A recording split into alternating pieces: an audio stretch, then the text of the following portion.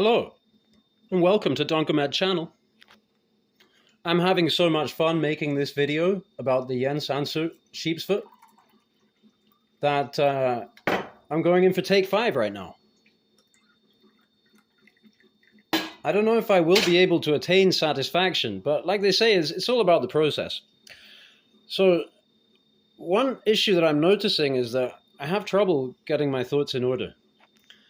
Not perhaps just in the video, perhaps, this is a hallmark of my life in general. Just completely scatterbrained and disorganized. Another thing is perhaps protagonist syndrome. I want to make it all about myself. So although I actually think that I want to make a video about Jens Anso knives, what happens is that it just becomes a video about me. And this, I'm not that happy about it. I think I've realized for a number of reasons. One is that the subject matter is highly refined and very artistically rendered and polished and well considered. And I am a rank amateur. I don't really, the harder I try, the less I know what I'm doing, or the more I realize that the less that I know that. Anyway, and so I get into the weeds, tie myself up in knots, and I'm trying to relate my experience. And perhaps that's the point anyway, right? Because the knife is the knife, and so if you have a channel and you're making videos, it's about the personal experience. And I keep banging back and forth in memory. I'm not really clear on the details in memory. I'm struggling, friends. Help me out here. Okay, thank you. I can feel the power. All right.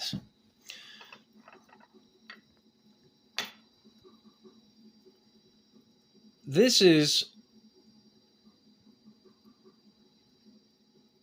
a knife from the design house of one Jens Anso, a Danish designer. I myself am half Danish, and therefore I believe that I know how to pronounce this letter.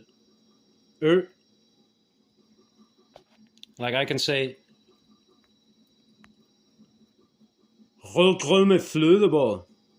possibly,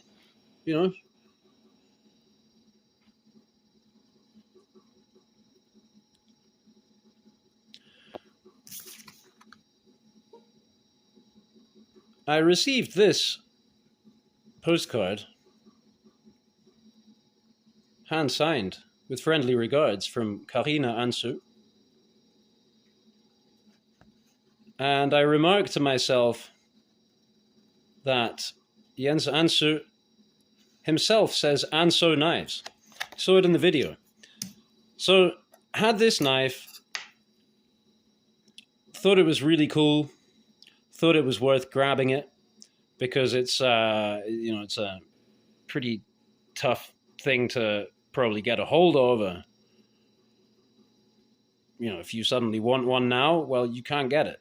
This was a custom run, limited edition, whatever. I mean, we say custom, we're saying Sheepsfoot.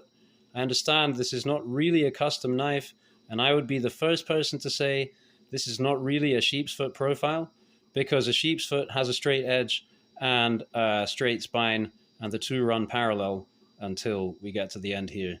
Whereas this has more of the constant sloping curve of the Warncliffe. However, it does have the, the reinforced or blunter tip of the Sheepsfoot and the straight edge. So, I'm okay with it. Fine. It's his model. He could call it what he wants.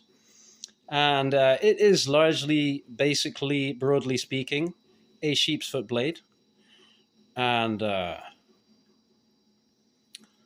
what I didn't really like about the knife once I got it and I tried it was the ergonomics. I just didn't find that this half-scale kind of thing really worked for me. And so, of course, I thought, well, of course, it'd be a simple thing to put a full handle on it. But then it wouldn't work with the Kydex sheath. So then you would need to make a leather sheath. And then, so maybe I'll get around to that one of these days. And in the meantime, it just sat on the shelf, looking gorgeous, perhaps a little forlorn, and largely unused. But of course, tested. And, what you see is what you get. An excellent knife. Short little blade. What is it, like 2 inches or something? Got a ruler right here.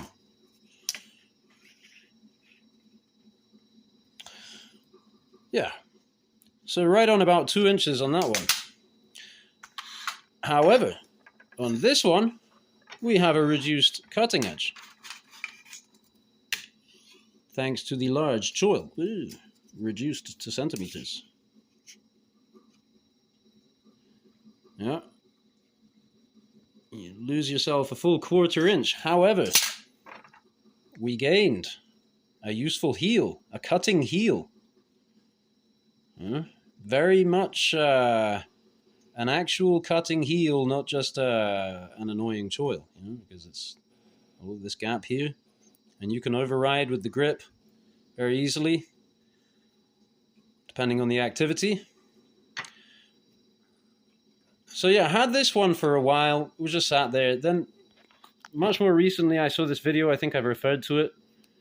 Certainly referred to it in every other take, so I probably referred to it in this one too. Saw a video on his channel.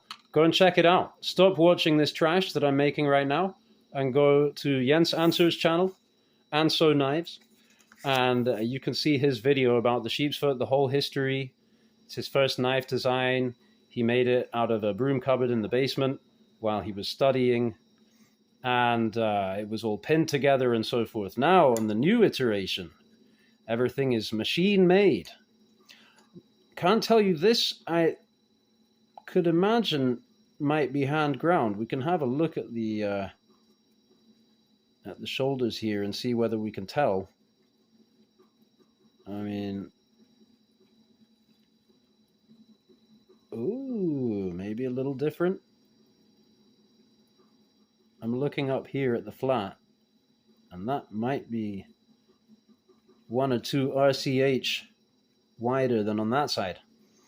So perhaps this is a hand ground blade. But this one is machine ground. 100% machine ground. I guess the apex they still put on by hand, and oof, wonderfully. Very good cutter. I don't have the steel on the other one. Sorry. It may well be RWL34. That is, according to Jens Anso, his favorite, his preferred, the most balanced knife steel.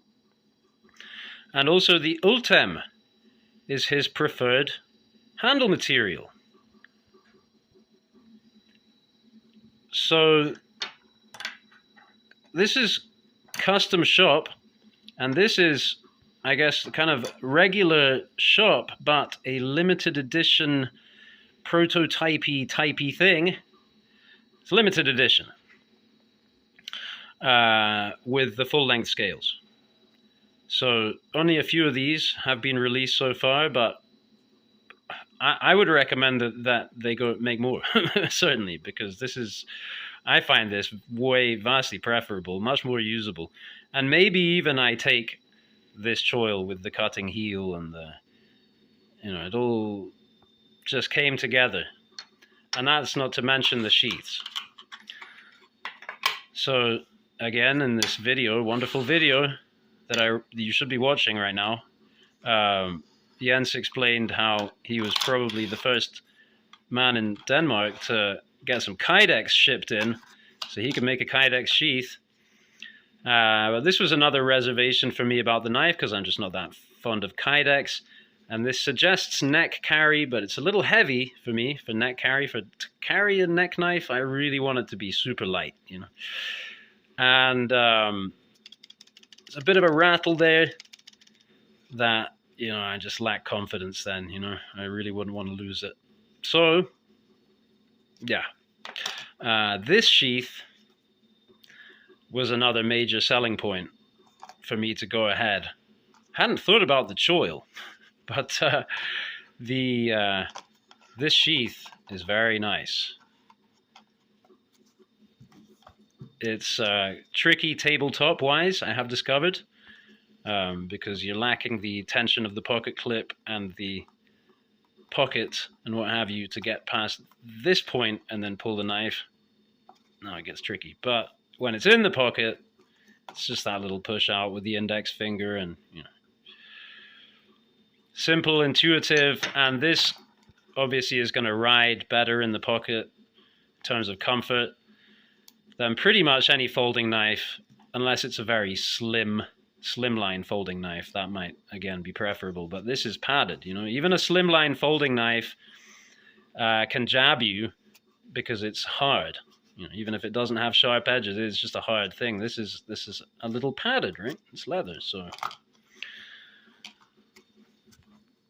just impeccable quality. I think the whole thing, pretty much the only flaw that I think I can identify, and this is something that I always like to look for very closely and squintily, is a little bit of warp there. And see, I'm seeing a point displaced a touch to the right. And I would, wait, am I even seeing that correctly? I mean, that's, with the naked eye, I think through the camera, it's actually not necessarily, very slight. So what I would suggest is that is heat treatment. I mean, must be guaranteed, right? Because if you're grinding this on a machine, it's going to be absolutely dialed in. Unless would they be doing it after? Would they be grinding after heat treatment or before heat treatment? Even so, I would suggest that if they're grinding after heat treatment, machine grinding, even so, it could conceivably be the heat treatment that is causing the warp, as in, because they're applying the same grind either way. That you would figure on this machinery that's capable of producing all of this to such tight tolerances. I mean, imagine there's a washer in there. I think, isn't there I think there's a spacer stuck in there as well. That's what I was figuring. Now I'm confused. Maybe not. Maybe it's just a dead space. Okay, it's a dead space. I'm being an idiot. But I mean, did I speak about this in this take yet? Maybe not, huh? So the lanyard hole, if you want to be able to exchange the scales, how are you going to deal with having a lanyard tube? But he wanted the lanyard tube, so you can see very clearly here through the clear Ultem scales, Jens Anso's favorite handle material, that it's not a tube, it's two parts. That, the whole thing's dismantleable. Machined titanium, right? So imagine the blocks of titanium that you had to start out with in order to make these two little bits. A costly procedure and a nice touch. Now, whether that really does a lot for the functionality, I don't know. I couldn't say. I mean, I guess it'll stop your lanyard hole from getting scuffed on your scales a little bit or something. But it's just really cool, right? So I think I might have said just about everything in an even more scatterbrained way than previously. Perhaps that was the objective all along. Maybe that's what I've been refining, right? The egotism, the innate stupidity and ignorance, and that's been my presentation. It's also gone on longer than any of the other ones. I think I should just post and lay myself open to critique. Please tell me, help me, anyone. What am I doing? Is this helping anyone?